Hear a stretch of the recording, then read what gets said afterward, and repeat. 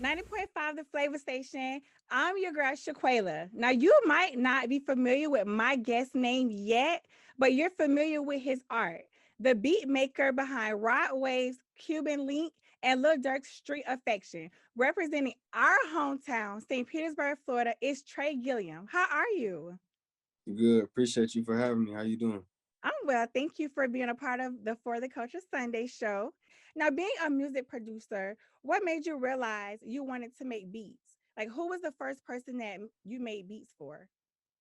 I always really wanted to make beats. Like growing up, I played the drums and stuff like that. So music always was a part of me. And then like when I started high school, Project Youngin, he from our city, he from St. Pete too. And I made beats for him. He let me come to the studio, and I was the first person that I made beats for. And ever since then, I just been doing it for real. That's awesome. So how did you connect with him? Where did you guys like, were you cool or it was just more so like it was like a networking thing? Yeah, we was always cool. That been my homie from since I was a jit for real. Like playing basketball and little league and stuff like that. I always knew him.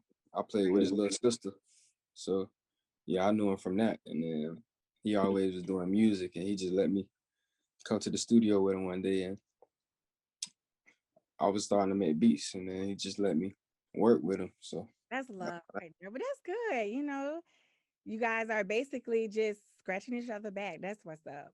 Now, yeah, how did you get connected to like artists like Rod Wave and Lil Durk? Because they're popping right now. yeah. Well, as you know, like Rod Wave from the city too, so The home team. I knew about him since the beginning, and my folks knew his folks, so we was able to connect like that. So I always was a fan of Rod, so us working, that just came about, with us both being in the city. And then with Lil Durk, after I started doing most stuff like with Rod and some of the other artists, I was able to meet some other people who was connected on that side. And then we just worked on some stuff, and I was able to network through them. And ever since then, we've been locked in too. So Right. How was it when you first seen like Rod Wave and Lil Durk? Was it kind of like you were nervous, or was it kind of like, wow, like I can't believe like I'm in the same room with them, or was it just like, hey, bro, what's up? And then you guys just talked about what beats you were gonna do, and then it just was natural. it was crazy to start out, but we started working on the music, we just focused on the music, and then it was crazy to be able to work with him. So looking back on it, yeah, I mean, it was crazy when it started out, but now it's starting to get like it's just music. Yeah, I couldn't imagine like being in a room with like Lil Durk or Rod Wave, like knowing that they're on the big screens, they popping right now. Like I would be like at all. So, For all sure. right. So, dead or alive, like who is your a dream collab for you? I'm trying to definitely work with J. Cole, I and love one of it. my dream collabs. Yeah, J. Cole definitely. What moment has been like a highlight for you as a producer? Like, has there ever been like any times that you like, wow, like I never forget this? Yeah, I could say really like when I got my first gold plaque, that was crazy for me Yes, because I never really expected it to get like that serious. I was just really making beats.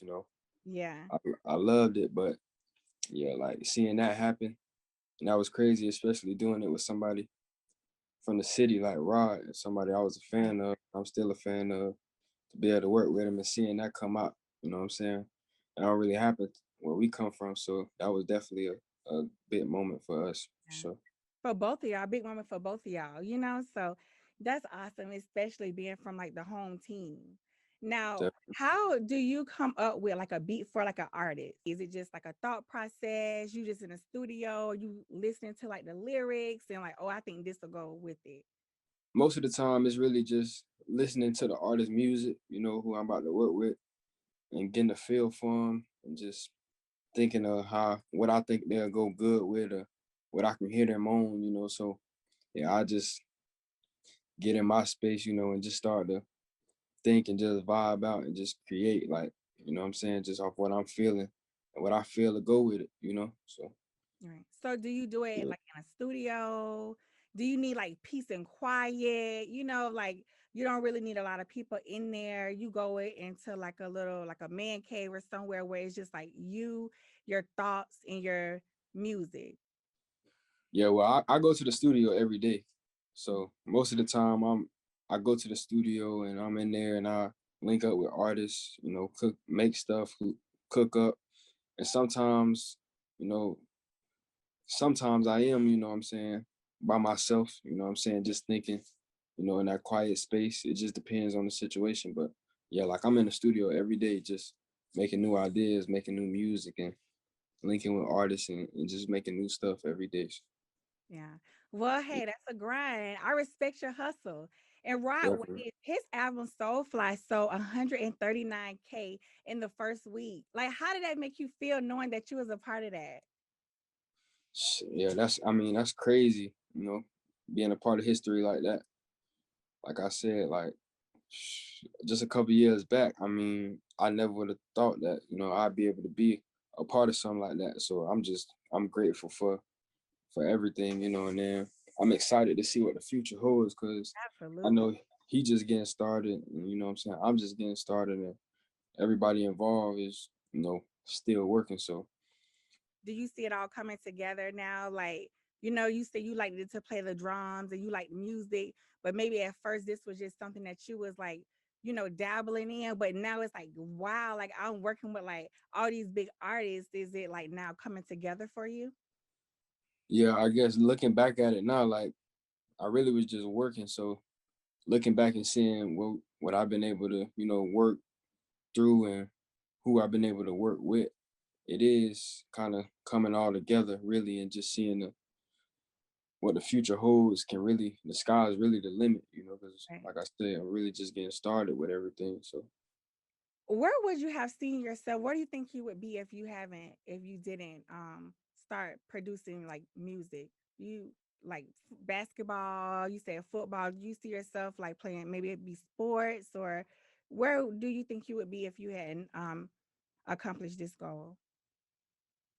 yeah, right now I'd definitely be somewhere like trying to play basketball or, you know, Yeah. at some type of basketball situation related, definitely. Have you ever had a situation where you and an artist have like had a hard time? Like, was there ever a situation like that for you where they were like not really feeling a beat, or they just really had like a bad attitude or something, and you was like, I cannot wait to get this finish working with them so I could be done with it?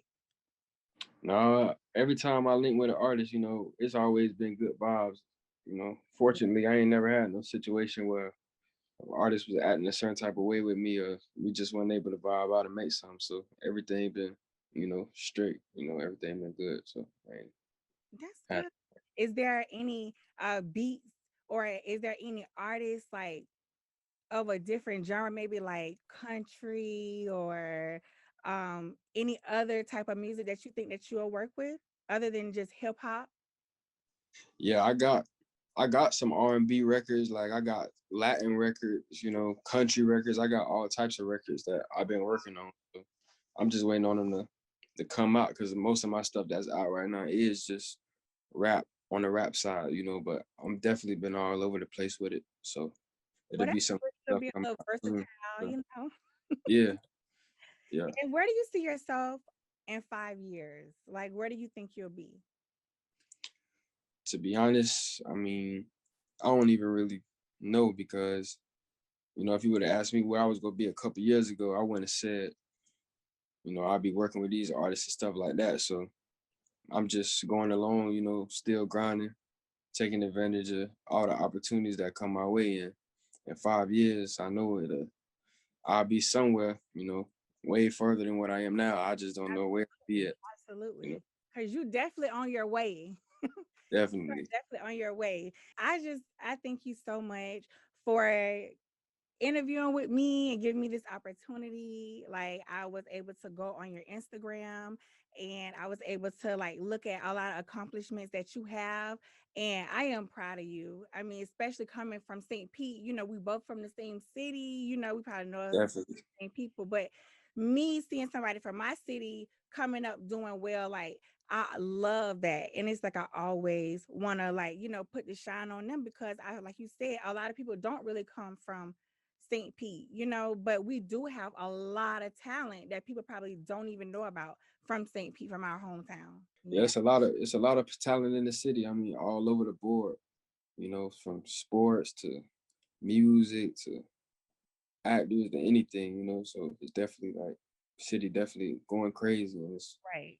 yeah. And where can the audience find you? Like your Instagram? Are you on Apple Music? Like where can the audience find you? You can follow me on Instagram at Tre Gilliam, TreGilliam. Yeah, you follow my Twitter at Tre Gilliam too. YouTube, Tre Gilliam. Yeah, so Well, it's your girl Shaqualia, and you're tuned in to 90.5, the Flava Station, and the soundtrack of FAMU. Thank you so much, Trey. I really, really enjoyed this interview. I appreciate you for having me. The Flava Station.